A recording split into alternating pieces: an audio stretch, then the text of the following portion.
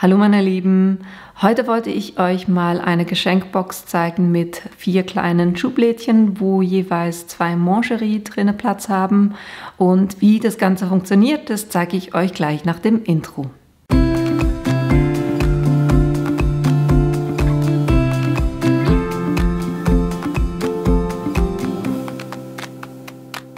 Damit ihr seht, was wir heute machen werden, das ist diese Box hier, die hat ringsherum 4 Schublädchen, und diese Schublädchen könnt ihr rausziehen und da haben effektiv 2 Mancherie drinnen Platz. Das heißt 4 mal 2, das sind 8 Mancherie insgesamt, und wir haben auf der Hinterseite gemattet, vorne und auch die Schublädchen.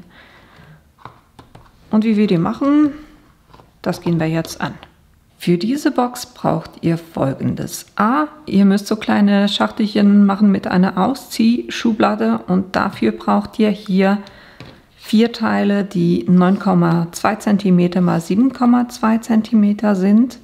Dann braucht ihr 4 Teile, die 5,2 cm x 11,6 cm sind. Dann, um diese Schublädchen zu matten, habe ich 4 Streifen geschnitten, die 1,9 cm hoch sind.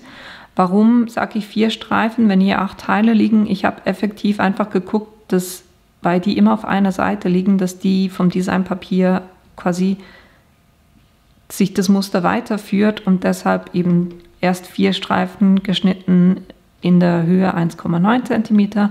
Und dann habe ich hier 3 cm geschnitten und hier 5 cm, und das dann eben 4-mal.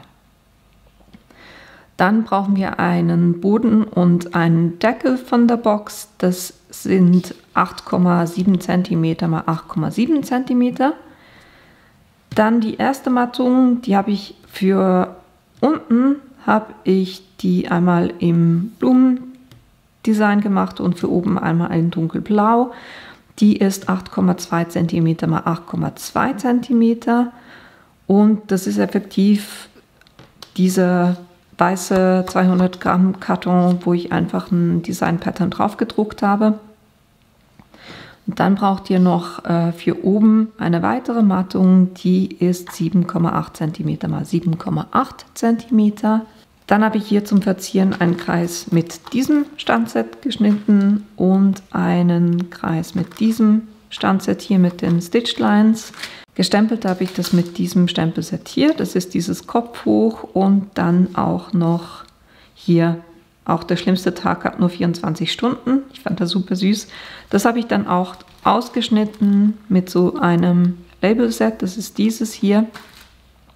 Und dann habe ich, um Dimension zu schaffen zwischen diesen 2 Teilen, habe ich mit der 3,8er Stanze noch 4 Kreise ausgeschnitten. So, für das Ganze brauchen wir jetzt das Falz- und Schneidebrett. Und zwar nehmen wir zuerst die Streifen, die 5,2 cm x 11,6 cm sind, und da falzen wir einmal bei 3,3 cm.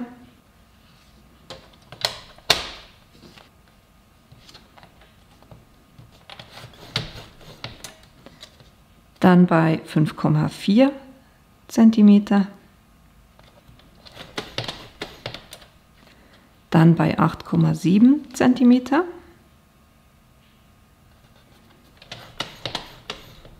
und dann noch bei 10,8 cm.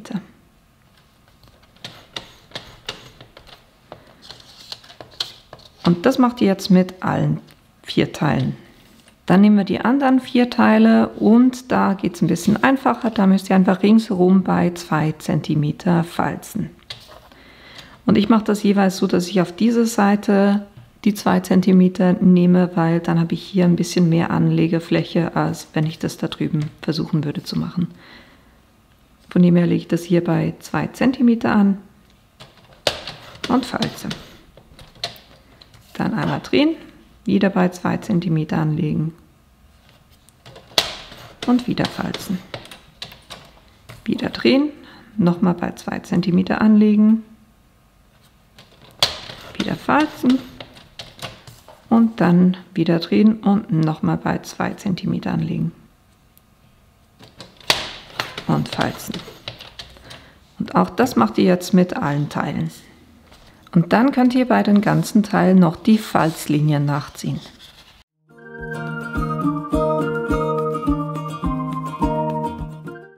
Ihr habt gesehen, was ich gemacht habe. Ich habe immer geguckt, dass das wirklich auch beim Falzlinie nachziehen, dass die immer schön die Kanten aufeinander liegen, damit wir dann eine schöne Box haben.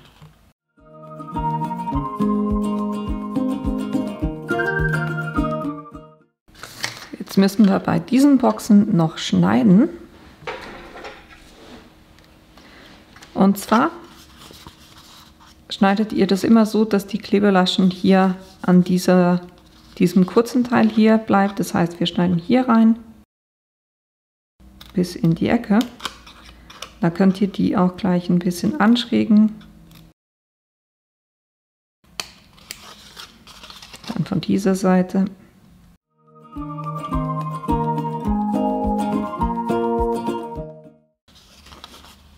Dann hier drüben noch.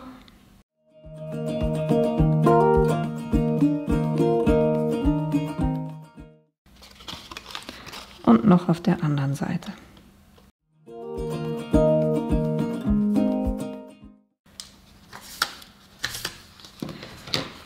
So dass das dann so aussieht. Und das macht ihr jetzt auch noch mit den anderen 3 Teilen. So, und bevor wir die Teile jetzt zusammenkleben, machen wir noch die Mattung drauf, weil das geht so am einfachsten. Und zwar mache ich das jeweils so. Ich habe hier eine Klebelasche, die wird hier so drauf kommen. Und da will ich, dass die hier am Boden ist und das hier meine Außenseite wird.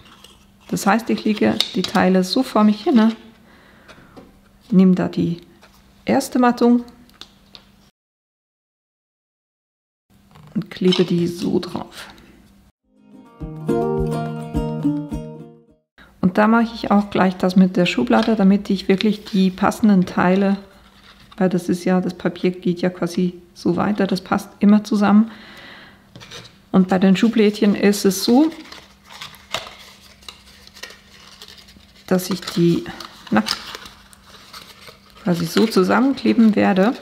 Und da ist immer so, ein Teil ist die Außenseite.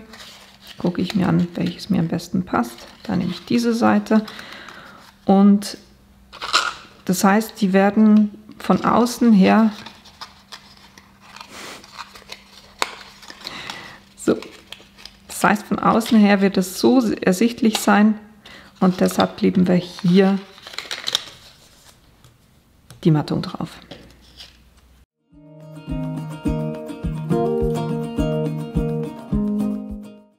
Und was ihr auch gleich noch machen könnt, damit man dann diese Schublädchen nachher auch ein bisschen besser rausziehen kann, kommt hier noch eine kleine Ausbuchtung rein. Und dazu habe ich so eine 1 cm Stanze. Da gucke ich einfach, dass ich mittig liege und hier nur einen Halbkreis ausstanze. Et voilà. Und dann habt ihr hier so eine kleine Ausbuchtung. Und das mache ich jetzt mit allen Teilen. Und jetzt habe ich die auch immer schön miteinander hingelegt, damit ich die nicht vertausche. Und jetzt können wir anfangen, das Ganze zusammenzukleben. Das heißt, hier bei diesen Elementen ist das meine Klebelasche. Da mache ich einfach Kleber drauf. Dann könnt ihr die so reinlegen und von der Seite das Ganze drüber legen. Einfach gucken, dass die Kanten schön abschließen und hier ein schöner Übergang ist. Und dann noch ein bisschen mit dem Falzbein feststreichen. Und damit legt ihr quasi auch so diese Kante noch ein bisschen runter, damit da weniger Widerstand dann ist für die Schiebeschachtel drin. So, das ist die Hülle. Und die Box selber, da klebt ihr einfach, macht ihr Kleber auf die Klebelaschen drauf.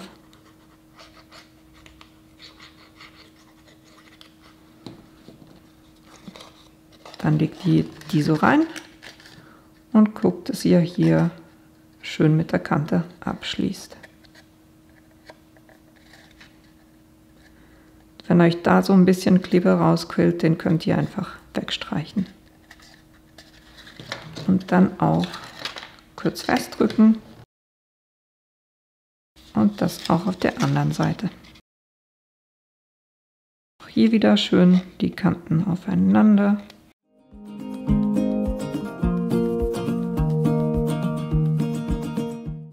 Wenn ihr das Thema habt, dass hier oben die Kante nicht abschließt, also hier oben, dann liegt es sehr wahrscheinlich einfach daran, dass ihr hier zu wenig in die Ecke reingeschnitten habt. Dann zieht ihr einfach, also ihr schiebt mit dem hinteren Finger ein bisschen runter und mit dem Daumen ein bisschen hoch und dann könnt ihr das quasi noch richtig ziehen.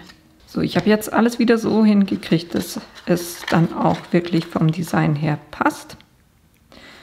Jetzt, wenn es euch stört, dass diese Klebelaschen hier von der Kante her ersichtlich sind, könnt ihr am Anfang das auch anders schneiden, dass die Klebelasche nicht an diesem Teil sind, sondern an diesem Teil.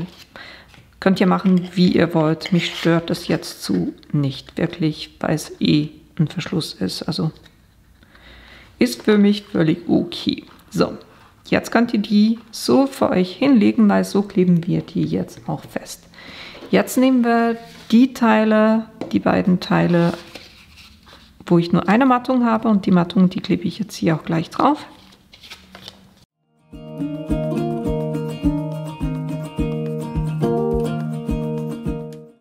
Voilà, das ist mein Boden. Und da klebe ich jetzt die Schachteln genauso drauf. Und zwar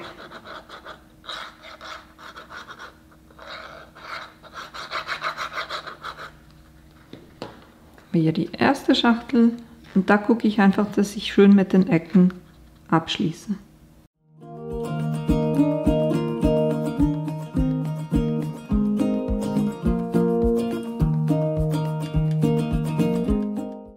Dann kommt die nächste, wo ich hier abschließe.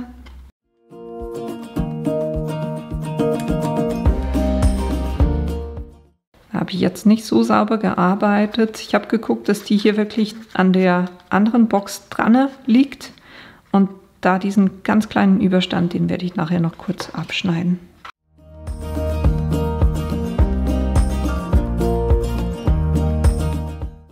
Jetzt schiebe ich das auch schön an diese Box dran und gucke, dass die jetzt schön gleich abschließen.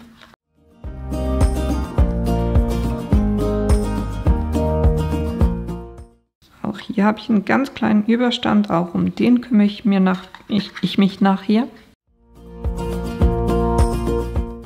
So, indem wir schön darauf achten, dass ihr das Design nach außen habt. Ne?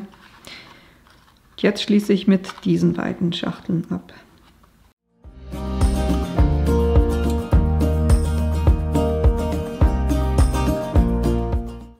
Jetzt kümmere ich mich noch kurz um diesen Überstand.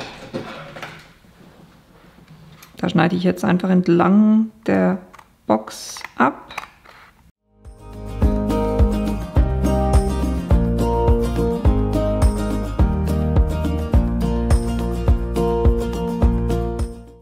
Dann klebt das Ganze jetzt schon mal am Boden. Und jetzt kommt der Deckel. Und bevor ich das jetzt hier drauf klebe, klebe ich die ganzen Mattungen aufeinander, weil es ein bisschen einfacher geht.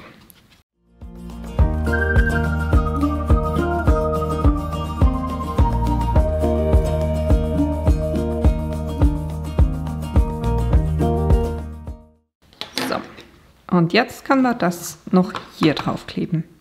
Und da beim Kleben guckt einfach drauf, dass ihr hier die Boxen schön fest dann drückt, dass die wirklich schön aneinander liegen. Und da gebe ich den Kleber effektiv auf die Boxen drauf. Und hier aufpassen, dass ihr die Boxen nicht festklebt hinten, ne? Weil sonst lassen die sich nicht mehr rausziehen.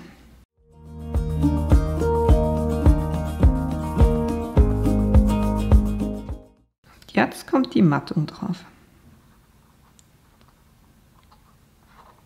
Wie gesagt, ich schiebe jetzt einfach mit den Fingern die Schachteln so ein bisschen zusammen, überall.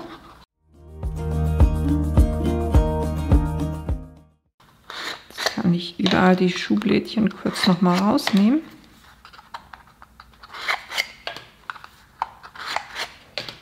Und das festdrücken. So, und wenn das dann festklebt, dann können wir die Schublädchen wieder reinmachen. Ich sage euch, es geht einfacher, wenn ihr ein Muster habt, was nicht zueinander passen muss, sondern was ein bisschen eher wild ist. Habe ich nicht, von dem her kriegen wir das auch hin. So, jetzt kleben wir noch die Elemente aufeinander. Da mache ich hier 2 aufeinander und hinter das und hier 2 aufeinander und hinter das.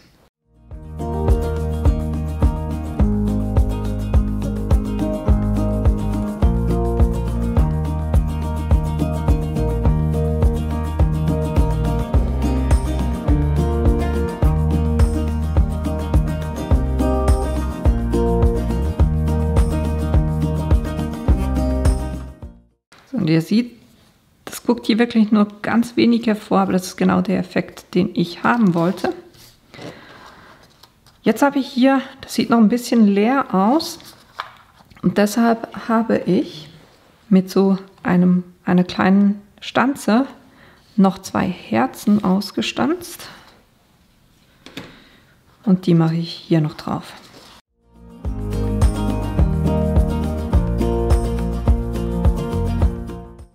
Und weil alle guten Dinge 3 sind, ne, nehmen wir hier noch ein paar Diamanten.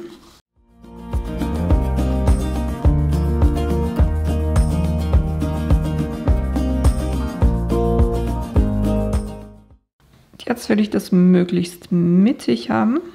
Ich merke gerade, dass ich tatsächlich die 4 Kreise aufeinander geklebt habe, anstatt dahinter. Von dem her brauche ich da kurz noch mal ein paar Kreise. Vielleicht auch für euch so ein Tipp, ich mache da immer eine Kiste, wo ich die ganzen Anschnitte, die ich habe, einfach reinmache. Dann kann ich solche Stücke verwenden, um hier quasi Dimensionen oder Kreis auszustanzen, um Dimensionen zu schaffen. Und so habt ihr wunderbar eine Resteverwertung.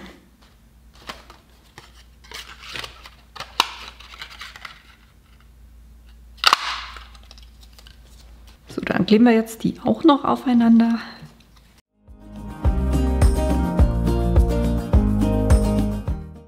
So, den kleben wir jetzt tatsächlich hier hinten dran, so wie es eigentlich gedacht war. Und das können wir jetzt auf die Box aufkleben.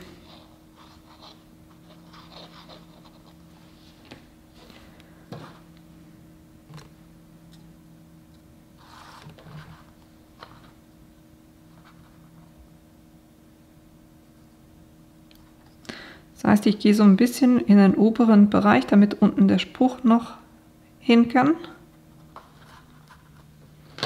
Und den Spruch, den mache ich jetzt noch mit Dimensionals fest.